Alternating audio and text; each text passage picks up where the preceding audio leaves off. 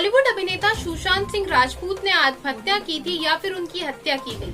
देश भर में इंसाफ को लेकर उठी मांग के बाद इस गुत्थी को सुलझाने की जिम्मेदारी सीबीआई को सौंप दी गई है। जब सारे दरवाजे बंद हो जाते हैं तो देशवासियों को सच के लिए सीबीआई ही एक आखिरी किरण दिखाई देती है। इस बार भी सुशांत के परिजनों ने सीबीआई से जांच की अपील की थी। सुप्रीम कोर्ट ने इसे स्वीकार भी किया और सरकारी एजेंसी ने जांच शुरू भी कर दी। मगर सवाल है कि क्या सीबीआई भी सुशांत की मौत के सच को सामने ला पाएगी या फिर सुशांत का किस्सा भी फाइलों का हिस्सा बन इधर उधर होता रहेगा। सीबीआई की जांच प्रक्रिया पर पूरे देश को भरोसा है। मामले सुलझाने की बात करें तो इसकी सफलता की दर 65 से 70% तक है। मगर अक्सर राजनीतिक या फिर अन्य दबाव में सीबीआई की जांच पर सवाल भी उठते रहे हैं। यहाँ तक कि सीबीआई को पिंजरे में बंद तोता तक करार दिया जा चुका है।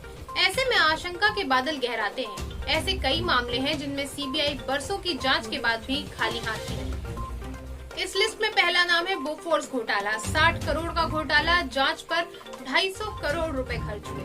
बोफोर्स तोप की खरीद मामले में देश की राजनीति में तूफान मचा कर रख दिया था। 1986 में किए गए इस सौदे में 60 करोड़ रुपए की घूस देने की बात उठी। इसके बाद 1989 में कांग्रेस को इसके चलते सत्ता भी गंवानी पड़ी थी। 22 जनवरी 1990 को इस मामले की जांच सीबीआई को सौंपी गई। लंबी प्रक्रिया चली। 2005 में दिल्ली हाई कोर्ट ने हिंदुजा बंधुओं को बरी कर दिया, लेकिन सीबीआई ने 90 दिन की अवधि में कोई अपील दाखिल नहीं की। 2009 में कवात्रोकी के खिलाफ रेड कॉर्नर नोटिस भी वापस ले लिया गया। 2011 में उसे सीबीआई की ओर से भी बरी कर दिया गया। जांच पर करीब 250 करोड़ रुपए का खर्च आया, लेकिन नतीजा कुछ भी नहीं निकला। साल 2018 में सीबीआई ने सुप्रीम कोर्ट में 2005 की दिल्ली हाई कोर्ट के फैसले को चुनौती दी, जिसे शीर्ष अदालत ने ये कहते हुए खारिज कर दिया कि आपको 13 साल के बाद इसकी याद आई है। लिस्ट में दूसरा नाम आरुषि हत्याकांड। आखिर आरुषि का हत्यारा कौन? 12 साल बीत जाने के बाद भी आज तक यह पता नहीं चल सका कि आखिर आरुषि और हेमराज की हत्या किसने की। 16 मई 2008 को नोएडा में आरुषि तलवार अपने बेडरूम में मृत पाई गई। शक नौकर हेमराज पर गया, लेकिन अगले दिन उसकी लाश छत पर मिली। स्थानीय पुलिस ने जब मामला सुलझता नहीं देखा तो 1 जून को केस सीबीआई को सौंप दिया गया। सीबीआई ने आरुषि के माता-पिता राजेश और नुपुर तलवार पर उंगली उठाई। साल 2013 में सीबीआई की विशेष अदालत ने दोनों को उम्र कैद की सजा भी सुनाई, मगर इलाहाबाद हाई कोर्ट ने 2017 में दोनों को बरी कर दिया। इतने साल के बाद सवाल अब भी वही है कि आखिर आरुषि और हेमराज का हत्यारा कौन है। अब तक सामने नहीं आया व्यापम घोटाले का सच। संदिग्ध परिस्थितियों में 48 मौत, 2500 से ज्यादा आरोपी, करीब 2000 लोगों की गिरफ्तारी, बड़े अधिकारियों, मंत्रियों, नेताओं पर शक की सुई। बावजूद इन सब के नतीजा कुछ भी नहीं। मध्य प्रदेश में 2012-13 में देश का सबसे बड़ा शिक्षा घोटाला व्यापम सामने आया। मामले से जुड़े लोगों की एक एक करके संदिग्ध परिस्थितियों में मौत होने लगी। 15 जुलाई 2015 को जांच सीबीआई को सौंपी गई। उम्मीद लगी कि सच सामने आएगा, लेकिन ऐसा नहीं हुआ। इतने साल बीत जाने के बाद भी सीबीआई नतीजे तक नहीं पहुंच पाई है।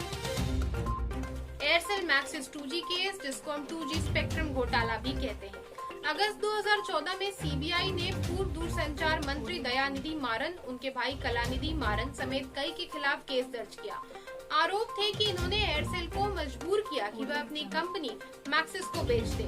मगर 2017 में सीबीआई ने कहते हुए केस बंद कर दिया कि उसने आधिकारिक फाइलों को गलत ढंग से पढ़ लिया। 2G स्पेक्ट्रम केस में मनमोहन सरकार को हिलाकर रख दिया।